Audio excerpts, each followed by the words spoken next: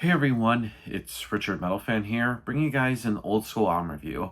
I usually don't really do a whole lot of album reviews these days, but I decided to do a kind of a continuing a discography review or do a new one, and of course in memory of the late great Ozzy Osbourne who passed away yesterday. I decided to cover the rest of his albums that I have not done. I've only reviewed Blizzard of Oz and his 2020 album Ordinary Man. So I decided I'm going to cover the rest of that, as well as also cover some of the Black Sabbath albums, even though I've already reviewed the albums that Ozzy was on, but I still want to cover that, but that's besides the point.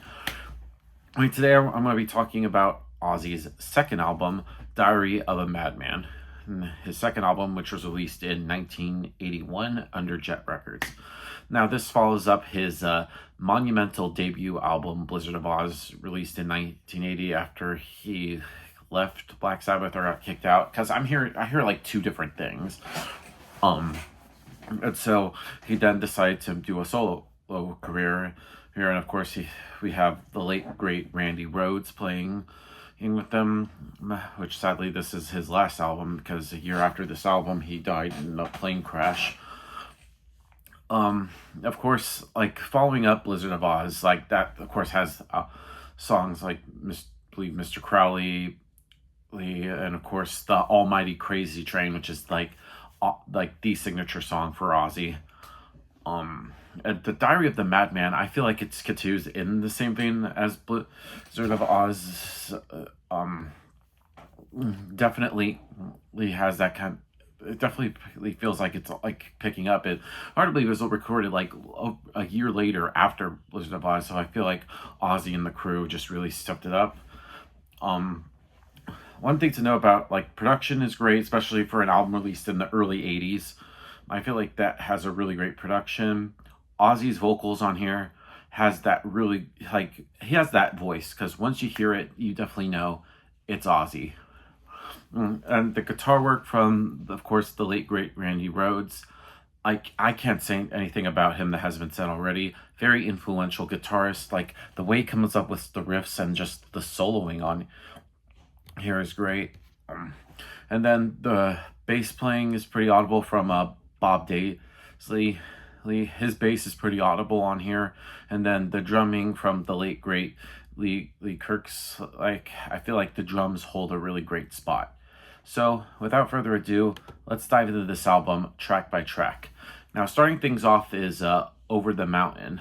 Now, right from the get-go, this opens the album with a straightforward punch in the face, and it pretty much prepares you for what's to happen. This song is just killer fast and just heavy to the core.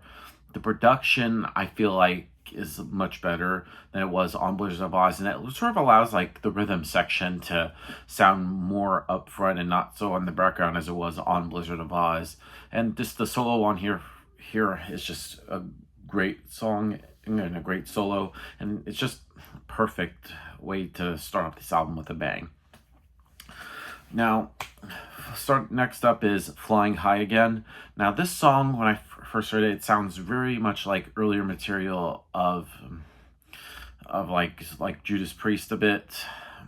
And I feel like if Ozzy's mama was here as intended to be his wife, as rumors, then the flying is likely yet another metaphor for like the drug use. And then like these songs are just really catchy and almost up to like the standard of like Blizzard of Oz. But even Randy's solos are their best here. It just can't disguise. It's just a good song.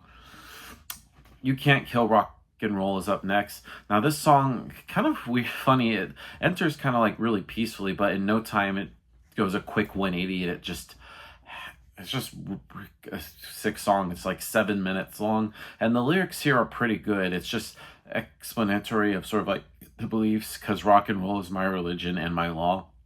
And it pretty much shows that they love what they're playing. And then the solo part on here is pretty heavy, and it's only like 7 minutes long, but I feel like it doesn't stray away or just drag at all. It's a really great song. Believer is up next. Now, Believer is a very heavy track with some great guitars and drums. And I feel like the whole album is filled with just steaming heavy metal. And I think that Ozzy's singing on here is somewhat different here. I kind of like it Little Dolls is up next, and I feel like it's in my opinion, kind of a step back from the album. I feel like it doesn't like possess like the strength and intensity as the rest of the songs, but it's still okay and easy to hear. And it has a kind of an interesting kind of like tribal drumming sounding drum intro. It kind of feels a little bit weird on here. That's just me. Next up is Tonight. Now this is pretty much where the album kind of slows down a little bit. It's kind of the ballad of the album. But this song actually is really awesome, and I feel like it's much heavier at times from like the stuff from Blizzard of Oz, but it's much cooler. But I just don't think it's like any cheesy at all. And Randy unfolds a really great solo. And it kind of gives you like some time to relax before we get into the next song, which is SATO. I have no idea what that song stands for, the acronym for it is. If anybody knows, pretty much comment below in the video. Now, this song has a weird acoustic guitar and a keyboard intro, but it follows some good fashion metal cut from like the early glory days, especially from like Ozzy's band Black Sabbath at the time. And it has like stuff from like Sabotage, but Randy uses his lick tastefully, and it just another great solo on here. And then we close things out with the title track, Diary of a Madman. Now, the opening acoustic guitar line is really great. It just sounds very classical sounding, and then it's just really great musical twists and turns that definitely sounds just like 70s Black Sabbath with a bit. But I think it's a great song, great way to end this album. Now, overall, Diary of a Madman by Ozzy Osbourne, really good album, good follow-up to the great Blizzard of Oz. So if I had to give this album a score, I'm going to give Diary of a Madman by Ozzy Osbourne a solid 8 out of 10. So yeah, that's my review of the album, guys. Let me know in the comments what you guys think about it, and I'll see you all in the next video. And as always, keep it metal.